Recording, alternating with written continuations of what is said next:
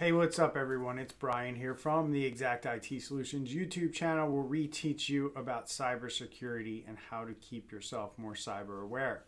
So today's video number 3 in our video series. Last week we did our video number 1, and we also had our intro video a couple weeks ago. Video number 2, we're going to expand on the data layer. And last video we talked about how you prevent things from going wrong in the data layer. And today we're going to talk about 2 areas: guarding and detecting the data layer. Next week we're going to get into mitigating the data layer, but this week we're just going to cover the 2 areas of guarding the data layer and monitoring or detecting in the data layer. So I'm going to explain to you what you should be doing. We're going to roll with the same format, where we're going to talk about businesses, what all businesses should be doing regardless of what business you're in. And then we're going to talk about what security forward thinking or security conscious businesses should be doing. This means somebody who gives a crap about security, right? And maybe they're not being told by a regulator in their industry or a government by a law to do certain things around cybersecurity. They just decided, you know what, as a business, we're going to do right by our customers and by the people that entrust us with their data, and we're going to make sure that we have a good cybersecurity program. This would kind of be you. And then the last group that we categorize everything into is anybody that falls under compliance or has regulatory needs in their business.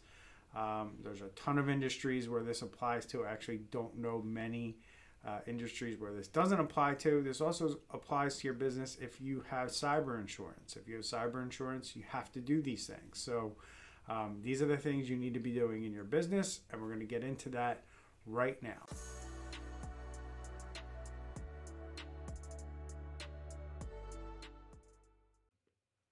Okay, so in our little bubble, we have our assets, and now we're trying to protect our assets with these different layers that I'm going to walk you through in this course. And today we're going to cover guarding and detecting within the data layer. So how do you actually protect your assets at this layer? What are the things that you need to be doing, considering? And then how do you know that something isn't getting into this layer or using a tool to break through this layer or circumvent the security that you have around this layer? That's the detection part. We're going to talk about those 2 things today. So the first thing all businesses need to be doing, this is for all businesses, is they need to back up. And what we recommend is that you back up off-site or offline. Offline just simply means that you are taking the media away from the environment, away from the site. Now you can do this through the cloud, and you can do this kind of like the old school way, which is like using hard drives and tape backups that you actually take to another location. So as long as you're getting them out of the environment, preferably out of the physical environment, not just the logical environment of the network. This is what we mean by offline backup. And every business, whether you're like a pizza shop or whatever, you should be doing some level of backup and taking it off site, or having an online service that takes it off-site that's not accessible through the network or through the internet. So that's all businesses need to be considering that from the guarding layer. Now, all businesses really want to, we recommend that they also put in place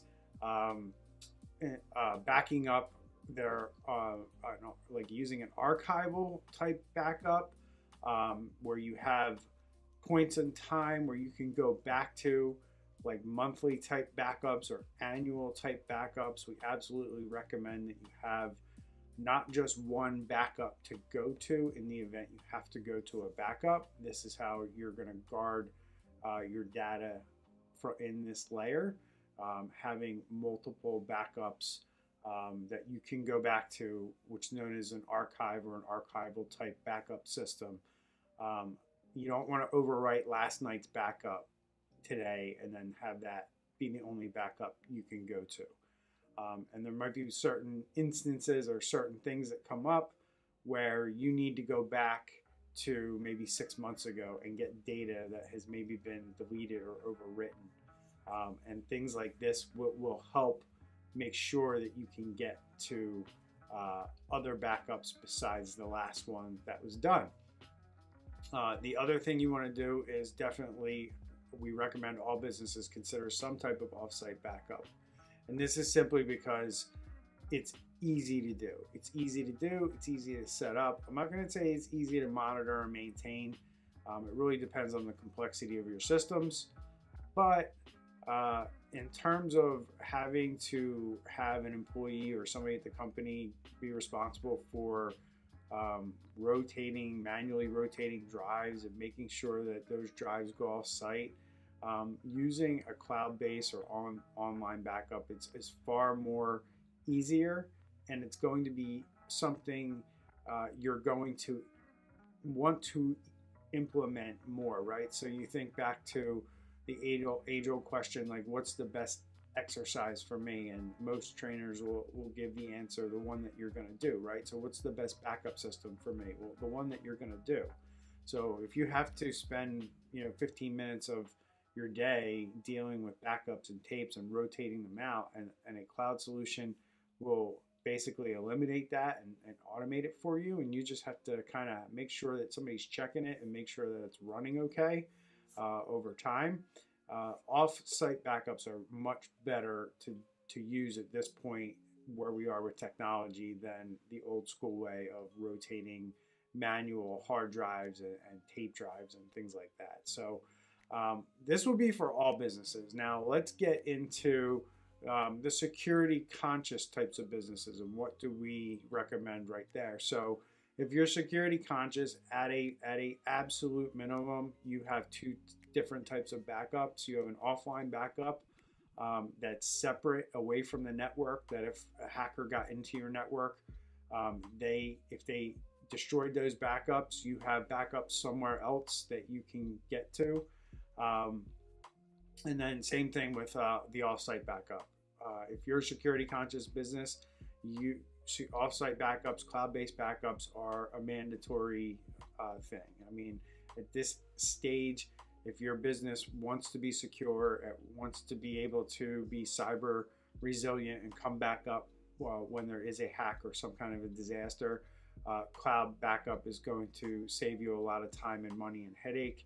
And it's just a lot more simpler to run these days than the old school way of backing up systems.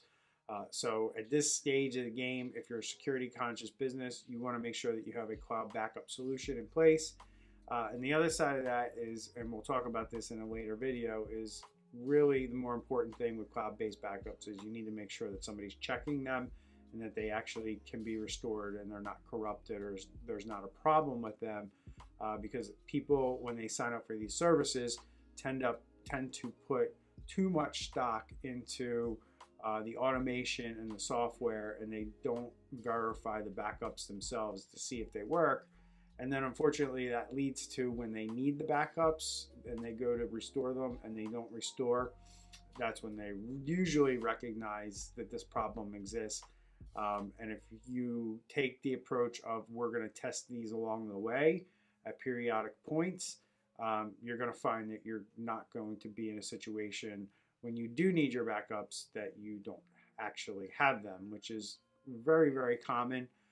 I know a lot of IT companies that claim they're professionals who find themselves in this situation where they go to get a customer's backup and the backup doesn't restore. So very important. So the rest of this stuff that I'm going to go through under guard, this is everything that I've mentioned. If you're in compliance, you have to be doing all this stuff.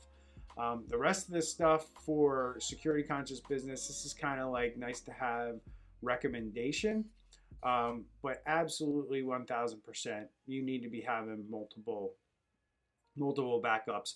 If you're in compliance, you probably need compliance that go back multiple years. We have clients that have like 7-year requirements that need to have a annual backup in place for the last 7 years. So if, at the end of the year, we take one big backup of all the systems and we archive that and we store it for another 7 years. We may not need to ever go back to that backup, but for compliance reasons, we have it and we have the ability to get access to it and get to that data when we're asked for it. So the other thing is you definitely want to have those offline backups, offsite backups, and then collaboration management. And this is something that I haven't really talked about with any of the businesses yet, but for security conscious businesses, you want to make sure that you are at least considering this. But really, collaboration management is how are we going to make sure that all the data that we're using is being looked after and somebody is responsible for it, right? So that requires somebody to kind of own it and be responsible for it, but then also train and make sure the team understands that this is how this data works together, and this is how this data works, and this is who should have access to it, and this is who shouldn't. So kind of everybody is takes some ownership in the responsibility of the data layer. So if an employee sees another employee who has access to something, they should know and they should feel comfortable with coming to the organization and saying, hey, so-and-so had access to this and I'm not 100% sure that they should have. If you don't champion that type of attitude in your business, most employees and most human beings are going to see something and they're really not going to say anything for fear of causing drama or maybe being targeted because they reported something. So it's on the company to foster a training program to allow employees to know what's okay and what's not okay, and then that kind of becomes part of the culture of the company. And then also encourage, if you see something, say something type attitudes in your business, and know that there will be no repercussions if somebody reports something that they shouldn't have done.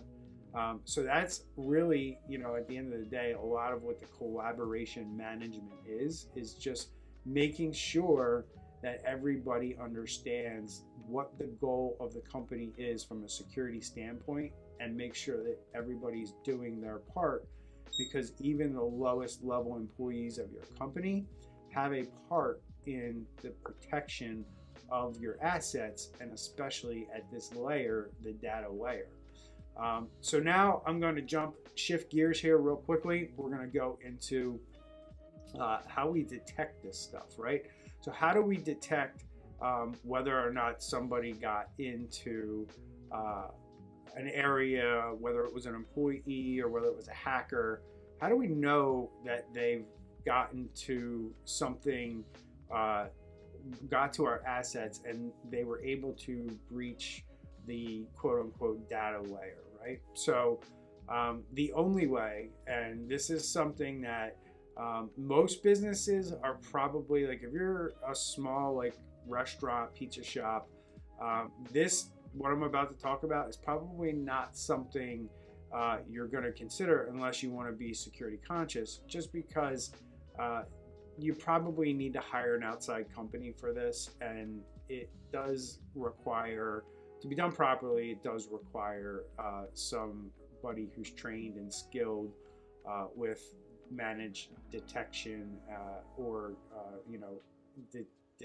hacking detection. There's a specialty around this in the IT industry, where people are trained to look for when a hacker has a foothold, or when somebody does something. Now, there are tools that you can use as well, but the tools that I'm aware of at this stage really require somebody who's trained to use them. So you're looking at a cybersecurity professional. There really aren't any tools out there for the average person to go out there and do something like this on. So if you were going to want to do something like this, you're probably going to hire a professional just to do it for you. So this is more for security conscious. We definitely recommend this for any business that wants to, not get hacked and be cyber secure. But this is an absolute no-brainer, must-have for anybody under compliance regulations, under laws, or even your cyber insurance policy. What we're talking about here is we want to detect by using something that's known as batch monitoring. And batch monitoring is simply just a fancy word for monitoring everything that's going on within your data layer. So making sure that you have two-factor turned on all your backups and how you access them. And you don't have passwords around the network saved. Like, these are the things that you don't want to be doing. But also making sure that you have the proper logging and or monitoring turned on the proper things, right? So if you think about a car and how a car has all these sensors to tell you, today's cars have all these sensors that tell you when things go wrong or something's not right here. We have the same thing on computers and IT systems, that if all of a sudden a lot of data starts going over the network that's not normal, we can have alerting in place where the monitor detects, like, hey, this is a lot more data going over this network than normal, and it triggers an alert, and somebody then goes and looks at it and says, okay, well, yeah, that's because we had a major update to a system, and every system had to go out to the internet to get the update, and you knew exactly what it was, but somebody went in and actually looked at what the heck was going on and determined it was good. Now, in really good security environments, you're going to have a log where somebody records that and writes up a little summary as to what they did, what they investigated, and what the outcome was. Because you don't want to treat every single event like it's no big deal.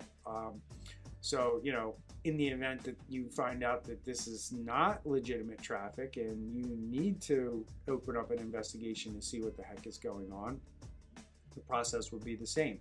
You would log it, and then you would start your investigation into what the heck is causing all this traffic, and are we breached at this point?